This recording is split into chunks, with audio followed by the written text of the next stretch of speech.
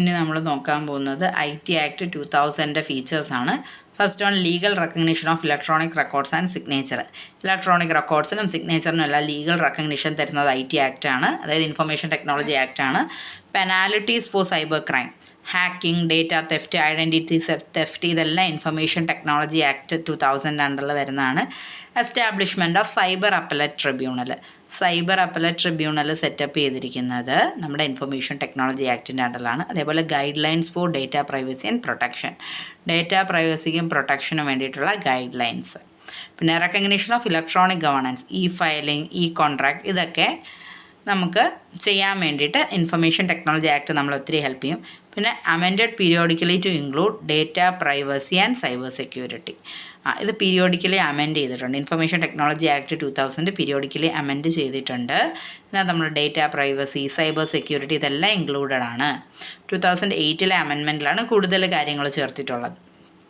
Section 43A compensation for failure to data protection. ഇപ്പോൾ ഈ കമ്പനിയുടെ കേസിൽ വന്നാലോ ഏതെങ്കിലും ഒരു എംപ്ലോയിയുടെ ഡേറ്റ ഓഫീസിൽ നിന്ന് ലീക്ക് ഔട്ടായി പോവുകയാണെങ്കിൽ സെക്ഷൻ 43A അനുസരിച്ച് ആ ഒരു കമ്പനി ആ ഒരു എംപ്ലോയിക്ക് കോമ്പൻസേഷൻ കൊടുക്കേണ്ടി വരും. അപ്പോൾ അതാണ് സെക്ഷൻ 43A പറയുന്നത്. നെക്സ്റ്റ് സെക്ഷൻ 72A അതെന്ന് പറഞ്ഞാൽ penalty for breach of confidentiality and privacy. കോൺഫിഡൻഷ്യാലിറ്റിയും പ്രൈവസിയും അഫക്റ്റ് ചെയ്യുന്ന എന്തെങ്കിലും ഒരു കാര്യം സംഭവിക്കുവാണെങ്കിൽ നമ്മൾ പെനാലിറ്റി കൊടുക്കേണ്ടി വരും. അതാണ് സെക്ഷൻ 72A എന്ന് പറയുന്നത്. Privacy and the IT Act 2000, പ്രൈവസിയും IT Act 2000. The Act ensure that organization collect only necessary data. അപ്പം ഈ ആക്ട് ഉറപ്പുവരുത്തും ആവശ്യമുള്ള ഡേറ്റ മാത്രമേ ഓർഗനൈസേഷൻസ് ആൾക്കാരെ നിന്ന് കളക്ട് ചെയ്യുന്നുള്ളൂ. Employee data is used only for intended purpose. നമ്മൾ ഓർഗനൈസേഷൻ്റെ ഓഫീസ് യൂസിന് മാത്രമേ നമ്മൾ എംപ്ലോയീസിൻ്റെ ഡേറ്റ യൂസ് ചെയ്യുന്നുള്ളൂ. Employees have the right to know how their information is stored and shared. അപ്പോൾ എംപ്ലോയീസിന് അവകാശമുണ്ട് അവരുടെ ഡീറ്റെയിൽസ് എങ്ങനെയാണ് സ്റ്റോർ ചെയ്യുന്നത്, എങ്ങനെയാണ് ഷെയർ ചെയ്യുന്നതെന്നൊക്കെ അറിയാനുള്ള റൈറ്റ് എംപ്ലോയീസിനുണ്ട്. പിന്നെ companies must implement reasonable security practice to protect employee data. Companies security practices implement ചെയ്യണം എംപ്ലോയിയുടെ ഡേറ്റ പ്രൊട്ടക്റ്റ് ചെയ്യാൻ വേണ്ടിയിട്ട്. പിന്നെ breach of data confidentiality can attract legal penalty. അപ്പോൾ ഡേറ്റ കോൺഫിഡൻഷ്യാലിറ്റി ബ്രീച്ച് ചെയ്യുവാണെങ്കിൽ, അതായത് ഡേറ്റ ലീക്ക് ചെയ്യുവാണെങ്കിൽ അത് ലീഗൽ പെനാൽറ്റീസിന് കാരണമാവും. ഓക്കെ, അപ്പോൾ അത് നമ്മൾ ശ്രദ്ധിക്കണം. പിന്നെ issue in employee privacy, employee പ്രൈവസിയുടെ issues, monitoring of emails, calls and internet use without consent. Emails check ചെയ്യുന്നത്, കോൾസ് ചെക്ക് ചെയ്യുന്നത്, ഇൻ്റർനെറ്റ് യൂസേജ് ചെക്ക് ചെയ്യുന്നത്, ഇതൊക്കെ കൺസെൻറ്റ് ഇല്ലാതെ, എംപ്ലോയിയുടെ കൺസെൻറ്റ് ഇല്ലാതെയാണെങ്കിൽ അതൊക്കെ എംപ്ലോയി പ്രൈവസി ഇഷ്യൂസായിട്ട് റൈസ് ചെയ്യാവുന്നതാണ്. പിന്നെ unauthorise sharing of employee data, എംപ്ലോയിയുടെ സമ്മതം ഇല്ലാതെ എംപ്ലോയിയുടെ ഡേറ്റ ഷെയർ ചെയ്യുന്നത്. CCTV surveillance and biometric attendance. അപ്പോൾ നമ്മൾ CCTV സർവീലൻസും ബയോമെട്രിക് അറ്റൻഡൻസും ഒക്കെ മിക്കയിടത്തും ഉള്ളതാണ്. ബട്ട് അതിനെല്ലാം എംപ്ലോയിയുടെ കൺസെൻറ്റും കൂടെ എടുത്തിട്ടുണ്ടാവണം. പിന്നെ data breaches due to weak cyber security. അപ്പോൾ സൈബർ സെക്യൂരിറ്റി കുറവായത് കാരണം ഡേറ്റ ബ്രീച്ചസ് വരുവാണെങ്കിൽ, അപ്പോൾ ഡേറ്റ ലീക്ക് ഔട്ട് വരുവാണെങ്കിൽ അതാണൊരു കാര്യം. പിന്നെ GPS tracking of employee using company vehicle or mobile device. അപ്പോൾ എംപ്ലോയിയുടെ GPS ട്രാക്ക് ചെയ്യുക. അപ്പോൾ ആ കാര്യം അതും ഇൻഫർമേഷൻ ടെക്നോളജി ആക്റ്റുമായിട്ട് ബന്ധപ്പെട്ടതാണ്. അപ്പോൾ അങ്ങനെയൊക്കെ ചെയ്യുവാണെങ്കിൽ അതെല്ലാം എംപ്ലോയി പ്രൈവസി ഇഷ്യൂ ആയിട്ട് കണക്കാക്കാം.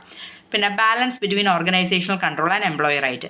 എപ്പോഴും ഓർഗനൈസേഷൻ എക്സസൈസ് ചെയ്യുന്ന കൺട്രോളും അതേപോലെ എംപ്ലോയീസിൻ്റെ റൈറ്റും തമ്മിലൊരു ബാലൻസ് വേണം, ഒരു പ്രോപ്പർ ബാലൻസ് വേണം. ഇല്ലാന്നുണ്ടെങ്കിൽ അത് ഉറപ്പായിട്ട് എംപ്ലോയിക്ക് ഒരു ഇഷ്യൂ ആയിട്ട് റൈസ് ചെയ്യാൻ പറ്റുന്നതാണ്. ഓക്കെ, അപ്പോൾ നെക്സ്റ്റ് വൺ വന്നിട്ട് methods of monitoring employee privacy. Employee privacy നമ്മൾ എന്തൊക്കെ മെത്തേഡ്സ് നമുക്ക് മോണിറ്റർ ചെയ്യാം? അതിനകത്ത് email monitoring, internet usage log, CCTV surveillance, biometric system, GPS or device tracking, performance analytics tools, data access control. അപ്പോൾ ഈ methods മാത്രം നമ്മൾ എഴുതിയാൽ മതിയോ, എന്നിട്ട് നമ്മൾ ഓൺ വേർഡ്സ് എക്സ്പ്ലെയിൻ ചെയ്താൽ മതി methods of monitoring employee privacy എങ്ങനെയാണെന്നുള്ളത്. ഇമെയിൽസ് ആണെങ്കിൽ പ്രൊഫഷണൽ ഇമെയിൽസ് നമുക്ക് ചെക്ക് ചെയ്യാം.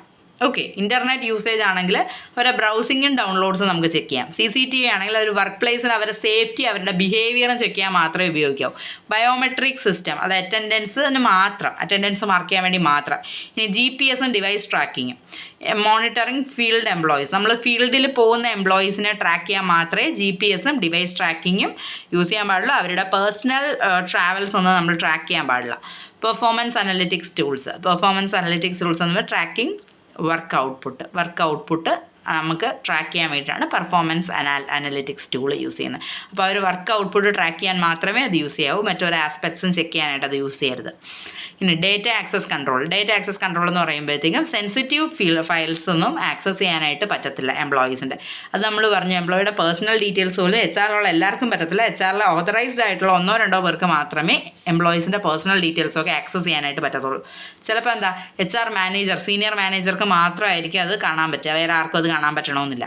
അപ്പോൾ അങ്ങനെ ഡേറ്റ ആക്സസ് കൺട്രോൾ. അപ്പോൾ ഇങ്ങനെയൊക്കെയാണ് എംപ്ലോയി പ്രൈവസി നമുക്ക് മോണിറ്റർ ചെയ്യാൻ പറ്റുന്നത്. ഓക്കെ.